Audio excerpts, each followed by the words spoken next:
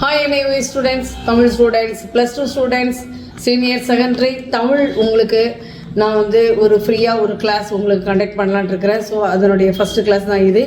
10th standard ஸ்டூடெண்ட்ஸுக்கு நான் யூடியூப்பில் வீடியோ அப்லோட் பண்ணியிருக்கேன், அதை பாருங்கள். இதை நீங்கள் இன்ஸ்டாகிராமில் வாட்ச் பண்ணலாம்.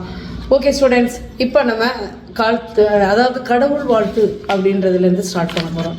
இப்போ வாழ்த்து, கடவுள் வாழ்த்து, அதாவது எந்த ஒரு செயலையும் தொடங்குறதுக்கு முன்னாடி முதல்ல கடவுளை நம்ம கும்பிடணும். அது எந்த கடவுளாக இருந்தாலும் சரி, கடவுளுக்கு நன்றி சொல்லிட்டு ஒரு வாழ்த்து பாடலோடு தொடங்கினோன்னா நம்மளுடைய சிறப்பாக செயல் எல்லாமே சிறப்பாக இருக்கும். சரி, இப்போ நம்ம +2 தமிழ் எக்ஸாமுக்கும் அதே மாதிரியே பண்ண போகிறோம். கடவுள் வாழ்த்து பாடலாக உங்களுக்கு இருக்கிறது திருவருட்பா. இதை எழுதியவர் ராமலிங்க அடிகளார்.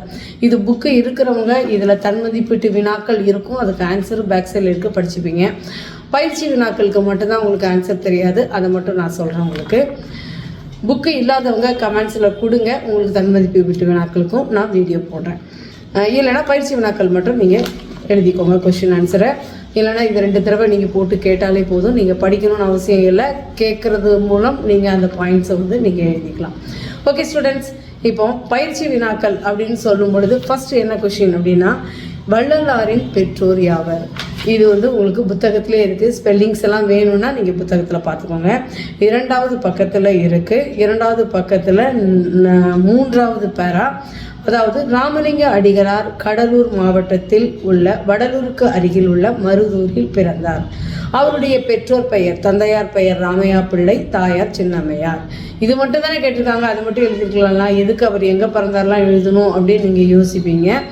எப்போவுமே வந்து நம்ம வந்து அடிஷ்னலாக ஒரு இன்ஃபர்மேஷன் கொடுக்கும்போது கரெக்ஷன் பண்ணுறவங்க இவங்க படிச்சிருக்காங்க அப்படின்னு சொல்லிட்டு உங்களுக்கு இன்னும் வேல்யூ ஜாஸ்தியாகும். அடுத்தடுத்த கொஷின் கரெக்ட் பண்ணுறதுக்கு அவங்களுக்கு இன்னும் இன்ட்ரெஸ்டிங் வரும். ஸோ முதல்ல நம்ம கரெக்ட் பண்ணுறவங்கள கவர் பண்ணலாம் அப்படின்றதுக்கு தான் எக்ஸ்ட்ரா ஒரு point. Okay students, next question, Ramalinga அடிகளாரை மக்கள் எவ்வாறு அழைத்தனர்? ராமலிங்க அடிகளாரை மக்கள் வள்ளலார் என்று அன்புடன் அழைத்தனர். இதுவும் உங்களுக்கு 2வது பக்கத்தில் 4வது பத்தியில் பேராகிராஃபில் லாஸ்ட் லைன் ஸ்பெல்லிங்க்கு பார்த்துக்கோங்க. ஓகே ஸ்டூடெண்ட்ஸ், அதுக்கு அடுத்தது பின்னால் பாருங்கள், தொடர், அதே கொஷின் கீழே பாருங்கள், தொடர் கற்றல் அப்படின்னு சொல்லிட்டு இருக்குது. அதில் வந்து ஒரு 2-3 கொஷின் மட்டும் இம்பார்ட்டண்ட்டாக நான் சொல்கிறேன். ஒரு வேளை